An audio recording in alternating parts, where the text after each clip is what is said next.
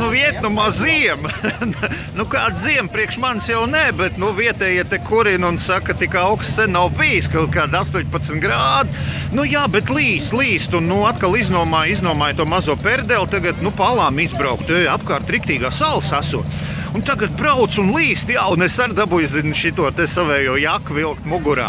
Bet tā inčīgi, jā, izbrauc riktīgi, nu tāds lauka ainaviņas, viss tā notiek. Nu jā, un man šoreiz mocīts vispār iedots tāds, zin, kā šis degviela arī vairāk nekā es saliņas, zin, tā kā pilnīgi kaut kādā melnajā caurumā pazūd. Nu, un tagad tāda maz gaidīšana, tagad pie alām tur ir pils ar kuģiem lejā, jā, no tiem es braukšu uz alu, jo tur savādāk netiek iekšā. Nu, un vārds sakot, tur ir tā, ka tā laiva riktīgi dārgi maksā, tur dirst kā plēš, tur reāli ģīm var piemest par to naudu. Nu, un tad ir jāgaida, kamēr savāksies kaut kāda, nu, grupa, lai mazāk būtu maksāšana. Nu, un tad tagad es pašlaik noķers kaut kādus vietējos šitos te sīnus, var sakot, kaut kādu džeka familiju, jā, nu, reku viši, un tur tādi divi sīkie viņi, un man tagad besī ārā, bet, nu, viņi galīgi izbesīs, kad, nu, alā būs tumši iedos ar kāju pa dīrs, un lai bišķi papeldās. Nu, un tad vēl jāgaida kaut kādi 5 cilvēki, nu, tāda bišķi gaidīšana tagad.